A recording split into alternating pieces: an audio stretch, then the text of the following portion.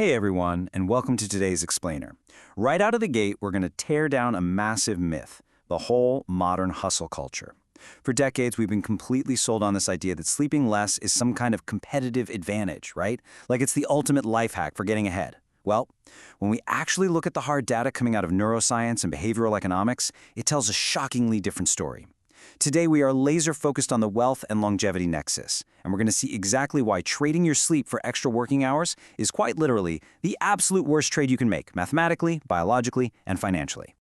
Okay, let's dive right into this. What if I told you that your midnight hustle, those extra hours you spend grinding away while everyone else is fast asleep, is actually costing you $11,300 a year in permanent income?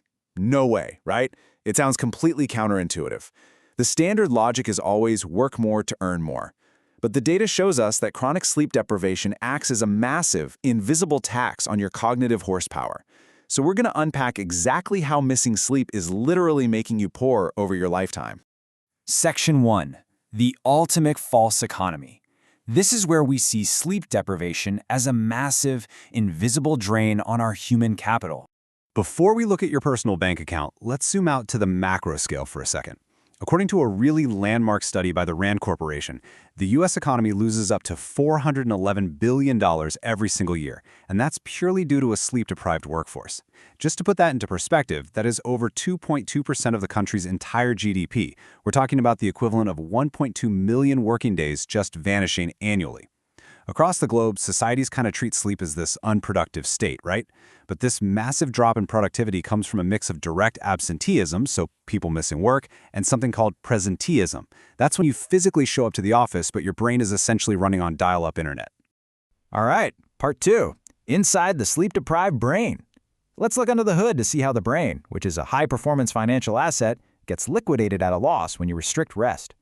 Think of your brain as this incredibly high-performing financial asset. When you restrict your rest, you aren't just hitting pause on your body. You are actively liquidating that asset at a huge loss. Classic research out of the University of Iowa, along with some really advanced neuroimaging, shows that sleep loss functionally isolates your prefrontal cortex. Now, that's the CEO of your brain. It's the part responsible for careful, logical deliberation. When that CEO goes offline, your amygdala, which is your emotional center, goes completely hyperactive. You literally transform from a rational actor into an impulsive, overly confident risk-taker. The studies show that sleep-deprived brains actually crank up activity in reward-seeking areas while practically muting the areas that process negative outcomes. You just become dangerously, wildly optimistic about risk.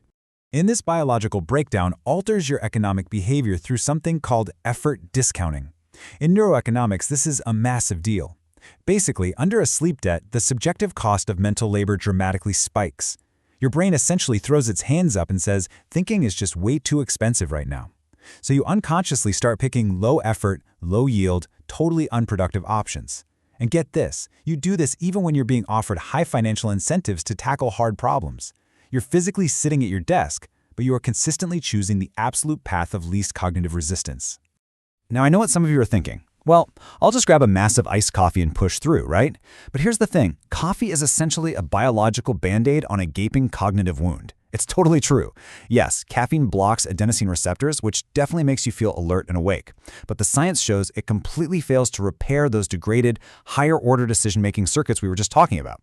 So you're not actually fixing the problem. You're really just a faster, more awake version of your impaired self, still making suboptimal choices. Moving to part 3. The cognitive wealth penalty. Now, what's really interesting about this next slide is how this biology translates directly to your bank account.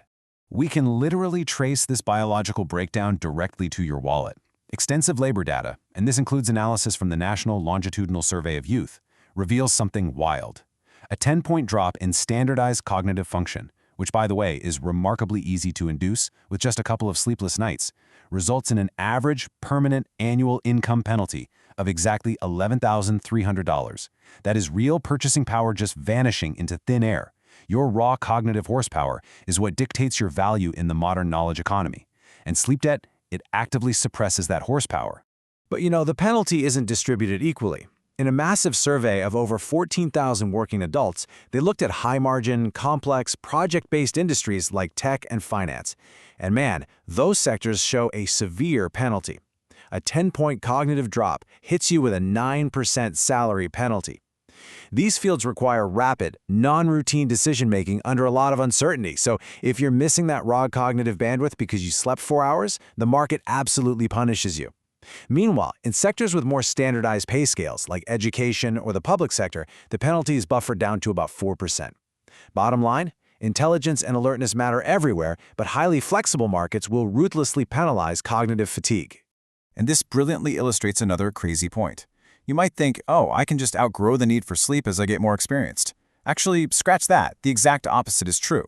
National Bureau of Economic Research data shows that the wage penalty for cognitive decline actually widens as you age. So in your mid-20s, a cognitive drop gives you a 3.5% wage penalty. But as you reach career maturity, say ages 56 to 59, that penalty grows to nearly 5.5%. Why is that? Because senior roles are highly decision-intensive. Your overall value shifts from what you can execute to what you can decide. And high-stakes decisions absolutely require a fully rested prefrontal cortex. Section 4. The hidden longevity tax. Because honestly, what good is maximizing your wealth if we don't consider the compounding physical toll on our mortality? Seriously, what good is maximizing your permanent income if you aren't around to enjoy it? This data from the Rand Corporation is genuinely sobering.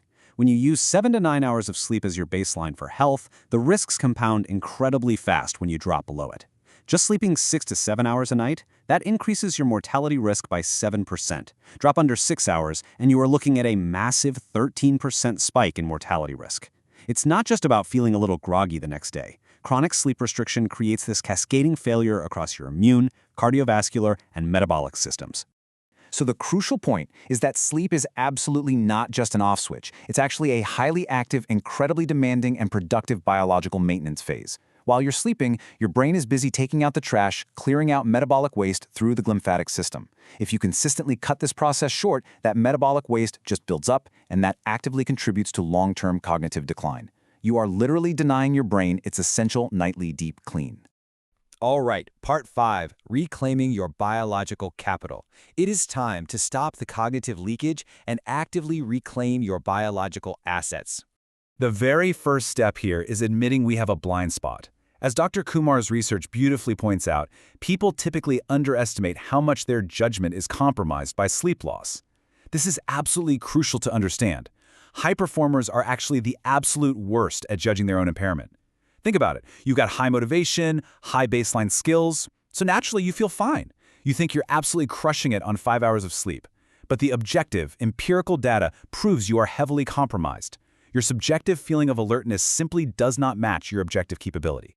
So how do we actually fix it? Well, the research points to a few highly effective evidence-based steps. First off, establish restorative workspaces. Try to use natural light to regulate your circadian rhythm. Second, limit those late-night digital communications. If you're checking emails at midnight, your brain just can't naturally transition into recovery mode. Third, maintain consistent sleep and wake times. This deeply trains your body's hormonal cycles. And finally, this is a big one, reduce evening alcohol. Sure, it might help you fall asleep initially, but it aggressively fragments your rest and completely destroys your REM cycle.